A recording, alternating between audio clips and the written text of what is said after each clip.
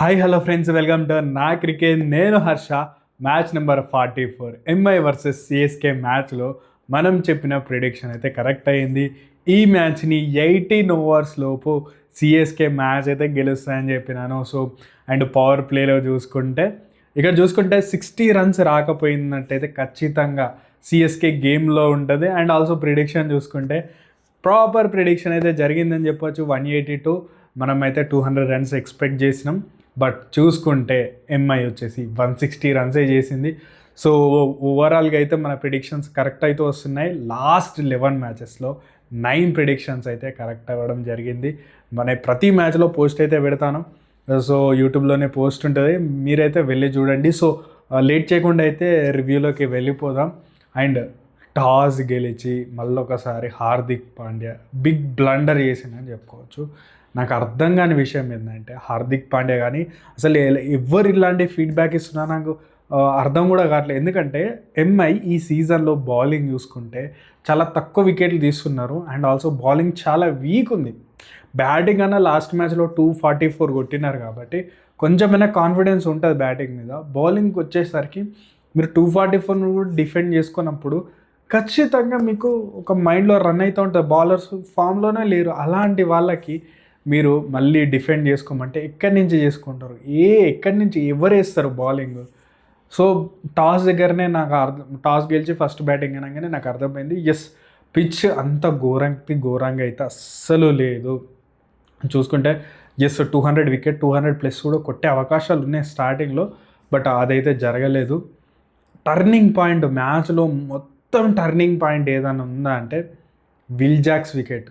అంటే మ్యాచ్ స్టార్టింగే మ్యాచ్ని తీసుకుపోయి సిఎస్కే చేతిలో పెట్టినాడు. అద్భుతమైన బౌలింగ్ చేసిందని చెప్పొచ్చు. కంబోజ్ కానీ చౌదరి కానీ అద్భుతమైన బౌలింగ్ చేసిండు. మీకు చెప్పినాను ముఖేష్ చౌదరి రావాలి, లాస్ట్ మ్యాచ్లో బ్లండర్ చేసి ఇలా సిఎస్కే ఇంపాక్ట్ ప్లేయర్గా అదంతా చేంజ్ చేసి. బట్ ఇప్పుడు చూసుకుంటే ఖచ్చితంగా ముఖేష్ చౌదరి నుంచి మంచి స్వింగ్ వస్తుంది. కంబోజ్ కూడా అద్భుతమైన బౌలింగ్ చేస్తున్నాడని కూడా చెప్పడం జరిగింది. ఏదైతే వికెట్ పడ్డదో అద్భుతమైన క్యాచ్ అయితే పట్టిండు. దాని తర్వాత చూసుకున్నా ఎస్ ఫస్ట్ వికెట్ పడ్డ తర్వాత కొంచెం సిఎస్కే వైపు వెళ్తుందన్నప్పటి నుంచి. బట్ చూసుకుంటే రికిల్ట్ అనే విధంగా ఆడిండు. అద్భుతమైన చూసుకుంటే నమందీర్ కూడా అద్భుతమైన షాట్లు ఆడిండు. పవర్ ప్లేని డామినేషన్ చేసిండు అనుకునే టైంకి రికిల్ట్ 10 వికెట్ పడ్డది. 100 అద్భుతంగా వేసిండు పవర్ ప్లే తర్వాత. బట్ అక్కడి నుంచి కొంచెం చూసుకుంటే సూర్య వచ్చిండు. సూర్య ఎస్ మీరు అందరూ అనుకోవచ్చు సూర్య బ్యాట్ నుంచి రన్స్ రాలేదు అనుకోవచ్చు. బట్ తనే హైయెస్ట్ స్ట్రైక్ రేటర్ ఈ మ్యాచ్లో. ముంబై హైయెస్ట్ స్ట్రైక్ రేటర్ ఉన్నారంటే సూర్యకుమార్ యాదవ్.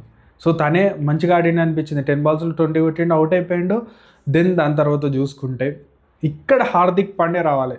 నాకు అర్థం కాంది, నాకు హార్దిక్ పాండ్యాలో రెస్పాన్సిబిలిటీ ఈ మ్యాచ్లో కనపడలేదు. లాస్ట్ ఫ్యూ మ్యాచెస్కు కనిపిస్తలేదు. దానికి 2 రీజన్ చెప్తా. ఫస్ట్ వచ్చేసి ఎప్పుడు చూసినా తిలక్ వర్మని మీరు ఫినిషర్ ఎవరు? మీరు ఫినిషర్ ఎవరితోటి వెళ్తున్నారు? మీకు రూథర్ఫర్డా లేడు. అండ్ హార్దిక్ పాండ్యా ఫినిషర్గా ఆడుతుండే. లాస్ట్ మ్యాచ్ కొన్ని మ్యాచ్లు చూస్తే తిలక్ని లాస్ట్లో పంపించిండు. మళ్ళీ ఇప్పుడు చూస్తే వికెట్లు పడగానే ముందు పంపించేసింది. సో అక్కడ మ్యాచ్ మొత్తం కూడా స్పాయిల్ అయిపోయింది. అక్కడ 10 ఓవర్స్ 11 ఓవర్స్కి 100 ఏమో కొట్టిన దగ్గర నుంచి రన్స్ రాలేదు. తిలక్ నుంచి అవుట్ అవగానే హార్దిక్ పాండ్యా వచ్చి ఎస్ డాట్లు ఆడడం స్టార్ట్ చేసిండు. నేను చెప్పిన లాస్ట్ మ్యాచ్లో హార్దిక్ పాండ్యా ఆడిండని, ఈ మ్యాచ్లో ఆడాడు. అప్పుడు డ్యూ ఫ్యాక్టర్ ఉంది, ఆడిండు. బట్ ఈ మ్యాచ్లో ప్రివ్యూలో చెప్పిన ఈ మ్యాచ్లో తన నుంచి బ్యాట్ నుంచి నేనైతే ఎక్స్పెక్ట్ చేస్తున్నాను. అదే జరిగింది. షార్ట్స్ ఆడుతున్నాను, ప్రతి బాల్ షార్ట్ ఆడదామంటే మీరు చూడండి ప్రివ్యూలో మాట్లాడినట్టు ఓవర్ 10th ఓవర్ తర్వాత మిడిల్ ఓవర్స్లో బౌలింగ్ వచ్చింది. 10th ఓవర్ దాకా ఓవటానికి ఒక్క ఓవర్ వేయలేదు. బట్ లాస్ట్ మ్యాచ్లో చూసుకుంటే అదే తప్పు చేస్తున్నారు. పవర్ ప్లేలో రన్స్ ఇచ్చిండని తను చాలా లేట్ తెచ్చిండు. అయినా సాయి సుదర్శన్ అవుట్ చేసినంత పని చేసిండు. సో అదే ఇప్పుడు ఏం చేసిండు అర్థమైంది. ఇప్పుడు గైక్వాడ్ అండ్ టీం మొత్తం కూడా బౌలింగ్ని సార్ట్ చేసుకున్నారు. బౌలింగ్ స్ట్రాంగే ఉందని మనం ప్రివ్యూలో కూడా మాట్లాడినాం. వాళ్ళు చూసుకుంటే కంబోజ్ని పవర్ ప్లేలో వేయించడం, ముఖేష్ చౌదరి తోటి 3 ఓవర్లు వేయించినారు. దాని తర్వాత 100ని మనం చెప్పినట్టు 100 ఓవర్ కంబోజులు వీళ్ళందరూ మిక్స్ చేసుకుంటూ మిడిల్ ఓవర్స్లో వేస్తారు. అదే జరిగింది. అద్భుతమైన బౌలింగ్ చేసినారు. అండ్ దాని తర్వాత చూసుకుంటే స్లో యార్కర్లు వేయడం అసలు ఎక్కడ కూడా ఓవర్ చూస్తే 140 వేస్తే అసలు దొరుకుతలేదు బాల్. సో ఓవర్టన్ అద్భుతమైన బౌలింగ్ చేస్తున్నాడు.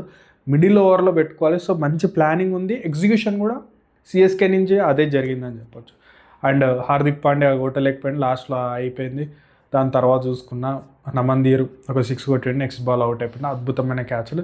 అండ్ చూసుకుంటే శివం దూబే అసలు ఎంత లేజీ ఫీల్డింగ్ అంటే అంత లేజీ ఫీల్డింగ్. సింపుల్ క్యాచ్ అది మిస్ చేసిండు, సరే ఒక క్యాచ్ మిస్ అయింది అనుకోవచ్చు. అండ్ ఇక్కడ చూసుకుంటే మిడాన్లో నిలబెట్టినప్పుడు కూడా అసలు కాళ్ళు కదులుతలేవు. అంటే టాప్ యాంగిల్ అసలు ఇట్లాంటి ఫీల్డర్ ఉంటాడు. సీన్ మనం మంచిగా చేసినప్పుడు మంచిగా అనాలి, క్రిటిసైజ్ చేయాల్సి వచ్చినప్పుడు ఎవరైనా క్రిటిసైజ్ చేస్తాం. శివం దూబే ఇంటర్నేషనల్ ప్లేయర్, ఇలాంటి ఫీల్డింగ్ నేను ఎక్స్పెక్ట్ చేయాలి. కొంచెం యాక్టివ్గా కదలడం అలాంటివి చేస్తే బాల్ రాగానే కొంచెం మూమెంట్ ఉంటుంది. సో అది చేయలేకపోతున్నాడు. సో శివం దుబే ఆ క్యాచ్ మిస్ చేసినాడు. బట్ లాస్ట్లో చూసుకుంటే అసలు ఏం రన్స్ రాలేదు. సో లాస్ట్లో అయితే రూథర్ఫర్డ్ ఉన్న కొన్ని రన్స్ వచ్చేటి, బట్ రాలేదు. సో తర్వాత బోల్ట్ వచ్చి 6 కొట్టిండు. దాని తర్వాత 160 రన్స్ ఈ పిచ్ మీద సరిపోవు. పవర్ ప్లేలో నేను అనుకున్నా 10 ఓవర్స్లోనే 100 వరకు కొట్టేస్తారు, 60 బాల్ 60 మెల్లగా ఆడుకుంటారు, అదే జరిగింది. అండ్ స్టార్టింగ్ ఓవర్ చూసుకుంటే సంజు శాంసన్ వికెట్ చాలా క్రూషియల్, తొందరగా వికెట్ పడాలి అని అనుకున్నాం. సెకండ్ ఓవర్లో వికెట్ వచ్చింది. అండ్ విల్ జాక్స్ కూడా క్యాచ్ మిస్ చేసిండు. నాకు అర్థం, ఆ క్యాచ్ మిస్ చేయడంతో మళ్ళీ ఏమన్నా సంజు శాంసన్ షో చూస్తామంటే సంజు శాంసన్ తొందరనే అవుట్ అయినా అని చెప్పొచ్చు.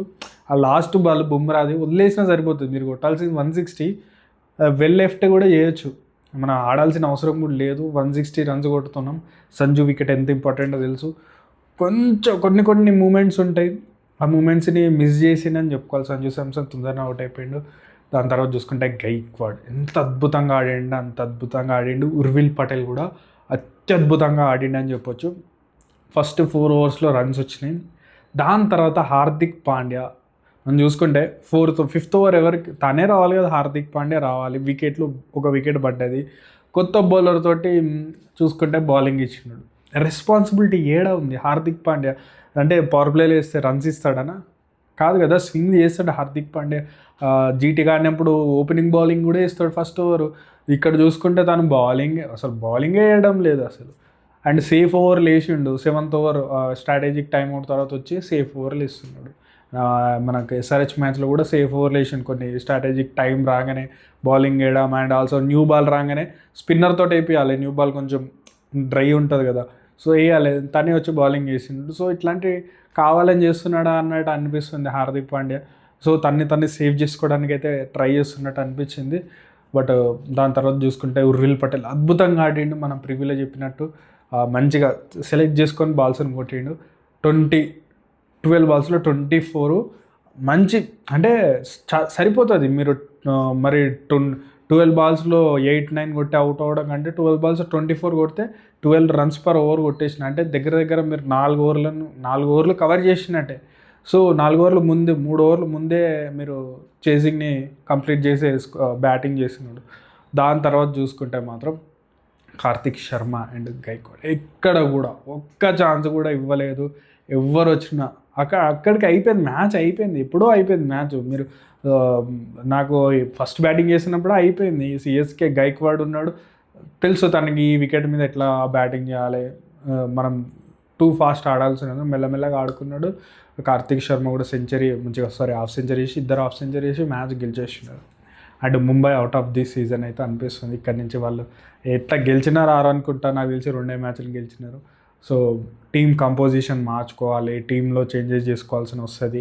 మేబీ ఏమన్నా మనం మిడ్ ఆఫ్ ది సీజనే మాట్లాడినాం అంటే ఫస్ట్ 4 మ్యాచెస్ తర్వాతనే హార్దిక్ పాండ్యా కెప్టెన్సీ నుంచి తీసేయబోతున్నారు అని ఒక వీడియో కూడా చేయడం జరిగింది. మిడ్ ఆఫ్ ది సీజన్లో ఎంఐ ఒకసారి రిక్కీ పాండ్యాని కాకుండా రోహిత్ శర్మ కెప్టెన్సీ ఇస్తే కప్పు కొట్టింది 2013 అనుకుంటా. సో అలాంటి నిర్ణయం తీసుకోలేదు.